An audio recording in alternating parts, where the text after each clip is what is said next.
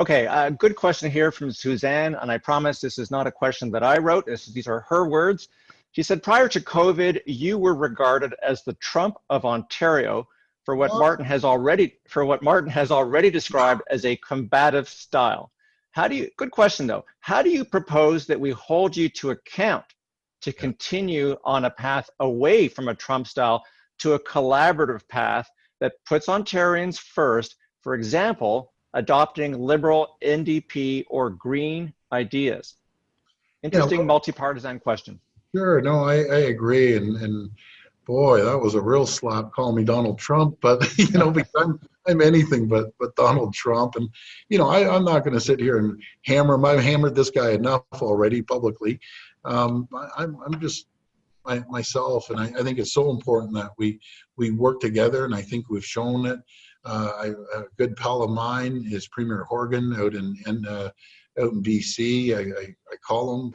We're going through the pandemic, getting his advice. I talk to other Liberal premiers and also with Chrystia Freeland. I guess that would be the best example on how we go back and forth and collaborate and get things done.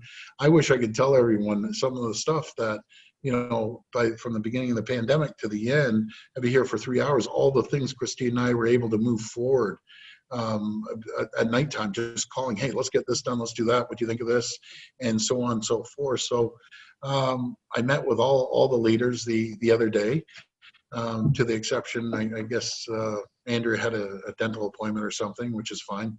But I want to continue on speaking with them, collaborating with them, coming up with ideas. And I understand what they have to do. They're in opposition.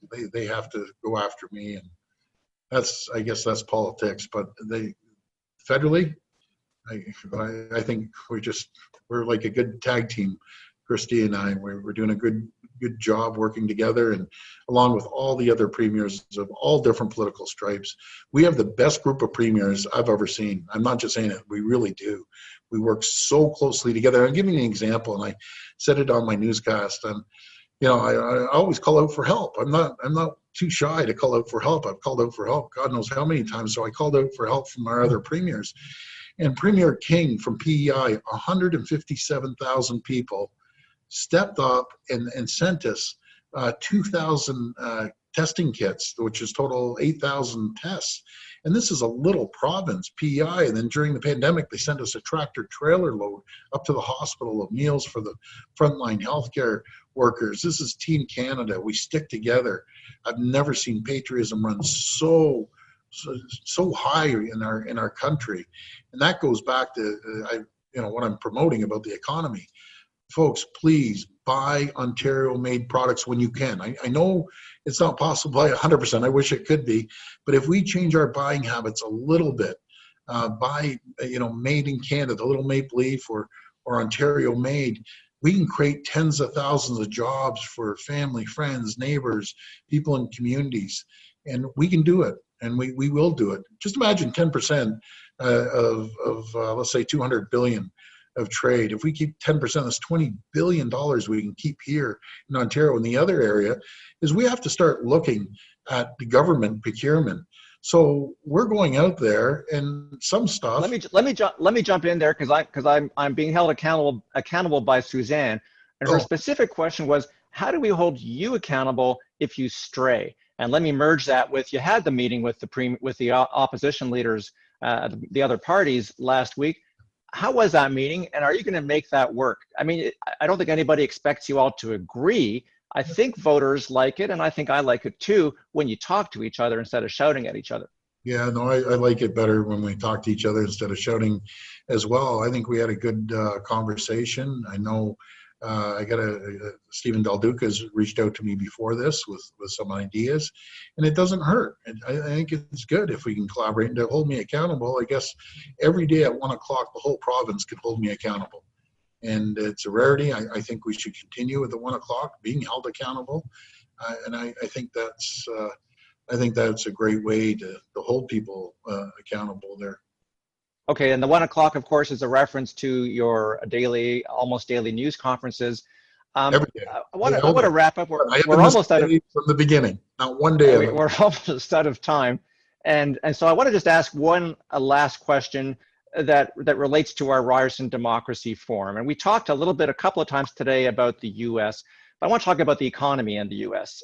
In the last election, your slogan, you had a couple of slogans. One of them was "Buck a beer." Let's not go there. Let's set that aside.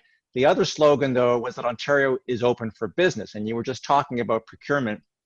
And you set up those road signs at the border, come on down. And the problem, as you know, is that the pandemic happened and Donald Trump happened and he slapped tariffs on our exports. So he was bad for our business.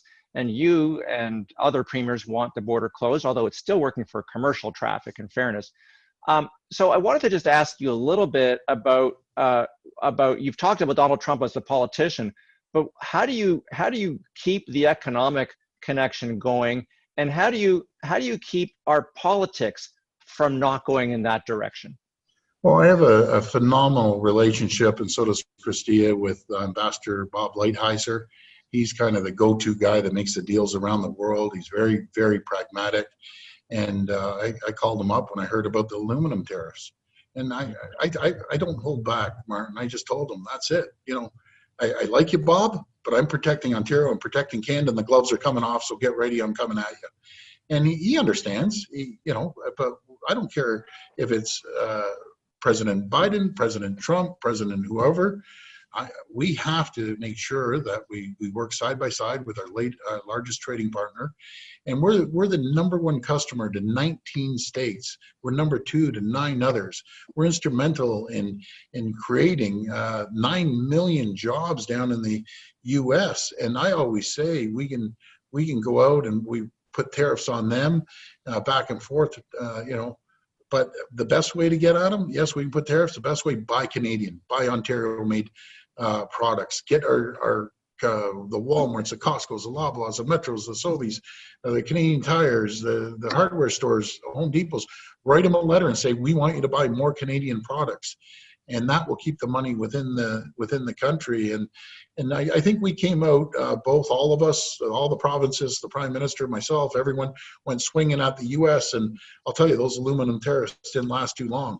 I think it was 4 weeks or something. They pulled them back because I think they knew they made a mistake. And I think they're an important trading partner for us. And we have to work closely with them. So let's see what happens in November. And again, it's my duty as the Premier. I have to deal with all of them. But keep in mind, when we talk to our American friends, I tell them, this is what I get so ticked off with the president with. We're your #1 customer. We buy more goods off the United States than China, Japan, the UK combined. And you want to go slap us in the face? And we're your #1 customer, we're the closest ally, and you do this to us? It's insulting. And I will always stand up to anyone. I don't care what leader it is in the world. If they come after the people of Canada, I'm coming out swinging at them. It's very simple.